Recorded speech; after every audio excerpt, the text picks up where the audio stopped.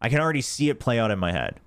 And you just always have to consider that that's a possibility. What's up, YouTube? It is time. We are only a couple days away from the opening matches of the biggest Valorant tournament of the year, VCT Champions Seoul. Now, previously, we did a quick primer on the 4 Pacific teams that are going to be attending Champions. And also, coincidentally, I was part of a content piece alongside some of the other talent where we talked about the storylines and what to look out for the Pacific teams. So if you haven't yet, definitely go check that out as well. I'll leave the link down in the description below. But for now, it is time to focus on the opponents that will be flying in to face off against our Pacific representatives. For our first episode, we will be taking a look at the very first opening days for Pacific teams, back-to-back days of Korean Valorant taking on teams from the Americas. GEN G will be facing off against Sentinels in an epic rematch of the Masters Madrid Grand Finals, and meanwhile, DRX will be fighting against KRU Visa for the very first time, despite both of them having gone to every single Champions tournament so far. Well, so the question is, if I was part of these Korean powerhouse teams, what would Chobra do? GEN G's first opponent is none other than the Masters Madrid winners, Sentinels. Now, this is an interesting matchup because both of these teams actually took some hard losses from each other to come back even stronger at some point during 2024. Sentinels, of course, took the loss to GEN G in the upper bracket of Masters Madrid, and then they discovered a whole new level of fire and determination to come back stronger through the lower bracket and actually win the Grand Finals of Masters Madrid. Meanwhile, for GEN G, of course, they lost that BO5 rematch against Sentinels in the Grand Finals, and that taught them a very hard-earned lesson of how important the mental focus and mental endurance is. And having taken that lesson to heart, they came back even stronger to then win Masters Shanghai and VCT Pacific in even better form. Unfortunately, the two teams didn't exactly take the same path to get to Champions for an epic ultimate battle of rivals. GEN G took things rather slow during the regular stages of Stage 1 and 2, but always look one step upgraded during the playoffs, and of course once they were at Master Shanghai. Meanwhile, Sentinels had a bit of an opposite run. During the regular stage they looked decent, but they fumbled the playoffs a little bit. Though their earlier performance in the year did guarantee them that 4th slot to just sneak in to Champions Seoul. However, it is very clear that Sentinels still has a good grasp of their own philosophies and are trying to find answers against their opponents during this meta shift in VCT, which means we could be in for yet another amazing clash against GEN G. In preparation for the match, here are things to watch out for as you inevitably cheer for GEN G's victory against Sentinels. Sentinels have been experimenting with the Cypher lock compositions, the Cypher and the Deadlock double Sentinel. I have to say experimenting because it isn't quite anything to write home about. However, I have seen the winners of Challengers Korea, Senprisa Gaming, absolutely show the upper limits of this composition, and it is worth looking into. I'm also told that there's been quite a lot of good usage even from Challengers America as well. So if that's any indication, Sentinel should have a lot of data to go off of, whether it's their scrims or whether it's just being able to watch VODs from all the different regions. Now, this composition has an obvious upside of lots of delay and kill traps on defense, but also the real killer of this composition is the fact that it is so good against some of those flood retakes that we've seen really take storm of VCT throughout this year. And that's something that GEN G likes to employ a lot on their defensive side. While SEN's usage of the Cypher lock composition hasn't been too noteworthy, I do think it's worth watching out for, since it's not hard to imagine that they might have a deeper pool of trial and error now coming into Champions. Sentinels is a bit of a reactionary team, but not a passive one. Sentinels rarely go for an explosive attack to take control off the bat. Oftentimes, re-clears are the name of the game for Sen. Now, this gives Sentinels the time to download the patterns of their opponents and try to find rounds where they can throw that aggressive curveball.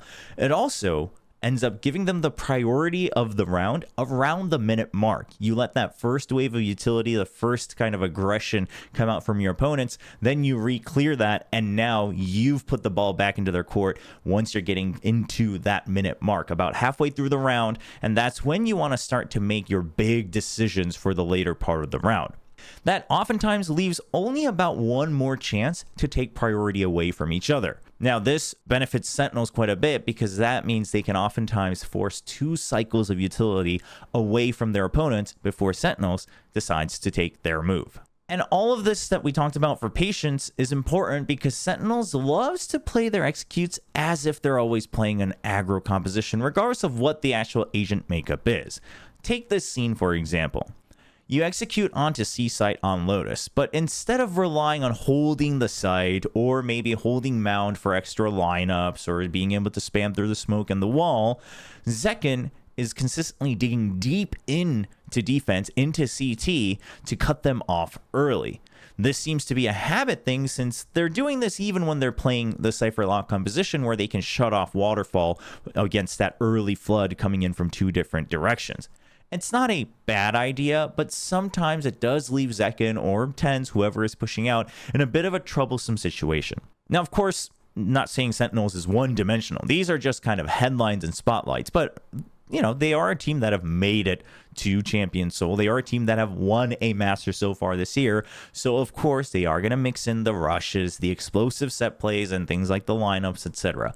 But their idea of a reactive 1-4 default and prioritizing re-clears first seems to be the core of their philosophy so far. It's important to remember that their default rounds also will usually finish with a one-man lurk, giving them that one extra chance to rotate around the 20 to 30 second mark. So, what would Chobra do if I was Gen G? On defense, I hope Gen G are constantly aware of the fact that Zekken is going to be willing to take extra space to get a little bit of more reach, right? So instead of going for reach to finish out the round with things like lineups and abilities, he's actually going to take earlier contact into the defensive team's side to be able to create more space and time. Now, this shouldn't be too big of a problem for Gen G because Gen G prides themselves on being able to call the early stacks, the early rotates, so that their flood retake is actually immediate as execute comes in. However, what is going to be important are going to be the people who are already holding that side of the map for Gen G. As you're emptying out the site or as you're going for a staggered retreat, you have to recognize the fact that Zekken and whoever is supporting him are going to be willing to take just one extra step into your defensive territory. So you can't just sit right outside the site and think that you're safe. You have to be ready for that extra one last push before your teammates arrive. On the attacking side, finding ways to force Sentinels to use their util early should prove to be quite helpful, because so far in Stage 2, Sentinels retakes when it comes down to just contact play, just trading, just flooding without much util, has been relatively messy, especially if you compare it to the earlier parts of the year. So this means as much as Gen G likes to take contact for early map control, you have to be able to make sure that either you're sending certain strong tells to Sentinels nice and early in the early rounds to make sure they have to use util to get confirmation, or make sure that the draft favors you in a way where these maps have to have util to be able to get information, to be able to re-clear areas of the map, and you can't just sit around knowing that you have good rotates from the defensive side. All these considerations mean to me that Lakia is going to be a huge part of this matchup, which is interesting because recently there was a post from Valorant Esports Korea that showed that Lakia's time alive in a round often correlates to round wins for Gen G. They called this Lakia time, and it's actually quite impressive, and it just goes to show that if Lakia is staying alive for that long, that means that he's getting minimum an extra cycle of utility. He's usually playing the info initiator, so that means that he is instrumental in Gen G either being able to make their own rotates and calls, or, you know, throw these early tells, throw that extra pressure against your opponents. Last but not least, I wouldn't be surprised if Sentinels do go back to just more older meta compositions instead of the Cypher lock or just the Deadlock into certain maps. So while, you know, the Cypher lock, or at least the Deadlock specifically, can be strong against Gen G, given what I've seen from them so far, especially in this opening matchup, I think Gen G needs to be prepared for the fact that Sentinels will very likely be willing to go back to older meta compositions and just focus on mid-rounding, round-to-round adjustments against each other, as they often did at Masters Madrid. Now, speaking of maps, etc., the map draft is an interesting one because, for one, Sentinels hasn't played Icebox since Stage 1, and neither team has shown their Abyss, so already there's quite a bit of mystery for each other's map pool. Then, both teams kind of lost a very strong go-to map, right? Sentinels no longer have their split, and meanwhile GEN G no longer have their breeze as a hidden weapon. On top of that, for GEN G, while they have played a lot of the map, or all the maps rather, except for Abyss, they've been showing signs of maybe wanting to rework their Sunset as it started to get picked apart a little bit. And even their Haven, the weaknesses started to show in the final weekend against DRX. Not sure where Sentinels sits with their Icebox, as they haven't played it at all in Stage 2, but for GEN G, if they have any confidence at all with their Sunset, there should be a consideration for Sunset to at least be maybe left open for Map 3, and then try to force Ascent into the pool, because so far it's looking like a very weak map for Sentinels. But more than likely, just given the strengths and weaknesses of either side, we're probably going to end up with a 3-map series of something like Bind, Icebox, and Lotus, where both teams are pretty darn good and pretty comfy on all of them. And it's, again, really just going to come down to who outperforms each other from round to round. Before we jump into the meat of things, I just want to say thank you so much for all the love and support that you've shown, not just to the series, but this channel overall. I hope you continue to enjoy the video, and if you haven't yet, please consider subscribing to the channel and definitely leaving a comment down below to make sure that these videos survive on their own in the scary system and jungle of YouTube algorithms as well. Thank you. Next, we have to talk about the other Korean representatives, DRX, going up against KRU Visa. Two teams that have made every Champions tournament so far, but they've never actually played against each other. Now, neither team commands the same reputation that they used to in their own sub-regions, but both have also made some big roster changes throughout this year and now look quite revitalized. KRU used to be kind of known as the Western W gaming, you know, explosive firepower, going for Hail Mary aim duels, things like that. So how have they changed at all? Old KRU used to be very much W gaming, except a very pinpoint, one-dimensional brute force style of it. They never backed down from a fight and would charge headlong into battle. Current KRU is quite different. Obviously, overall fundamentals have improved for all teams around the world, but the biggest change that I've noticed for KRU Visa is that they now rely on encirclement tactics as their go-to. KRU Visa will always look for a way to hit from two opposing sides, drawing away your attention to create easy trades. Not every map allows this, which we'll talk about that later. There are still remnants of the old KRU though. For instance, KRU will always choose to fill the site and hold if they have a choice. Given the excellent firepower, it's a very strong tactic still for a team like KRU, and they do still have some good spacing when they're given the time to set up. But what I'm trying to say is they won't oftentimes rely on the map itself to give them an advantage to be able to go for things like smoke spams, wall spams, things like that. On top of this, KRU will still often go for headlong charges without too much push and pull. So Sentinels is a team that we talked about earlier that pushes and pulls as a default and goes for re-clears to make sure that you're being pushed back and you're not gaining that information.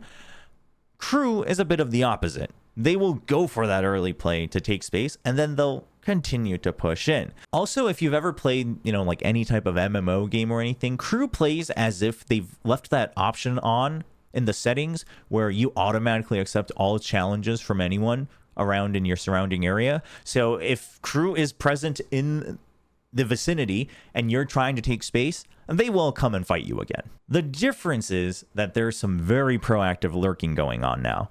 Shyy can often be seen creating space somewhere around the middle of the map, and which allows for those encircling styles that we've talked about. Now let's take a look at their maps. I talked earlier about encirclement, and you'll see what I mean here.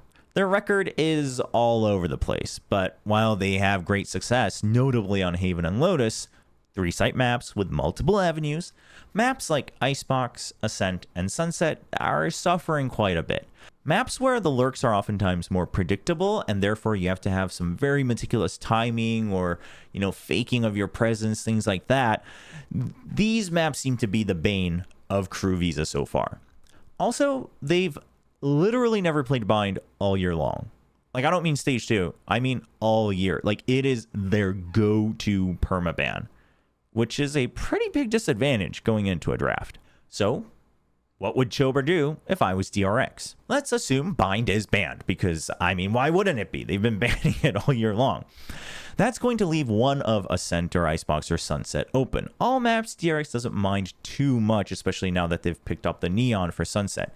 Though I will say that I think Ascent and Icebox are probably the better go-to here. Maybe Icebox you shy away from just because KRU might bring out the Reyna again for Kesnet, and if he's really feeling it that day, like that's just not a wild card you want to deal with. I think banning out the Abyss isn't too bad either, seeing how fluid KRU was willing to take that space in mid, so that might just be too much of a headache for DRX to have to consider. Next, these are the things that I would heavily watch out for to punish against KRU Visa. Kesnet still finds himself oftentimes in very precarious situations. This was even more notable on Abyss, and I wonder if that's because you just don't have as much familiarity with the map yet. But I don't blame him. I mean, generally, he has always been a very cracked aimer, so why wouldn't you want to take risky positions to be able to get ahead of your opponents? But it is worth remembering that he's a player willing to do that. Whether it's good or bad or whatever, as someone who has to play against Kesnet, you have to recognize that this is a possibility. Which does mean players like Bane will be very instrumental here, because you're going to want to maybe sometimes use your util at times where it feels like it's a bit of a waste, but just to make sure that that odd off angle isn't being held by someone like Kesnet. And this is very important, especially when you suspect an operator is in play. And also to note, KRU will very willingly buy the operator on attack. That brings me to an overall point. You're going to want to use your util early if you're DRX. Gone are the days of saving util on a timer, especially against a team like KRU. KRU will make a move and stick with it. Even if they're going for something like a 1 for a default and the 1 is going to go on a lurk, something like that, they're not going to push and pull as much. Once you see that there's 4, they're going to continue to push in and they're going to continue to try to take control. So you want to make sure that you use your util early to confirm, is it that push? Or is it one of those curveball rotates that KRU likes to sneak in every now and then? This will allow the backup to arrive quicker, which means KRU doesn't have as much time to set up for their post-plant spacing. The trio of Buzz, Bane, and Foxy9 can really do some damage here, as they should be seen like a sort of task force. Now, overall, DRX has gotten a lot better about their spacing and trading, and now if Bane and Foxy9 can just make sure that they're staggering their utility to set each other up for re-clears, for taking space, to confirming KRU's presence or not, this should be very good, because that means it also frees up Mako a little bit in his IGLing, right? Because you have a trio that's kind of proactively taking space that makes things a bit more obvious on the minimap. And that also leaves Flashback to be able to just focus on one single lane on any given map and take aim duels. After the Intel util, though, coming out usually from Bane, it is going to be worth saving some of the impact util for retakes on the defense, since KRU often likes to fill the sites as best as possible. So you're going to want some things like, say, a fragment, at least one flash drive, something like that, to be able to push people away from these corners and kind of mess up the spacing for KRU. Last but not least, and this is an important one, and I really think this is very important for a team like DRX, KRU Visa will sometimes go for those Hero 4 spies, like Guardians and stuff.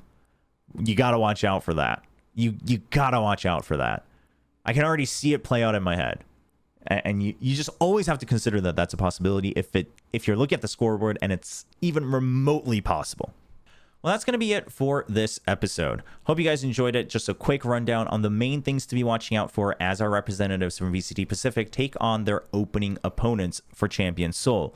And don't worry, I haven't forgotten PaperX or Talent Esports. It's not some crazy conspiracy bias.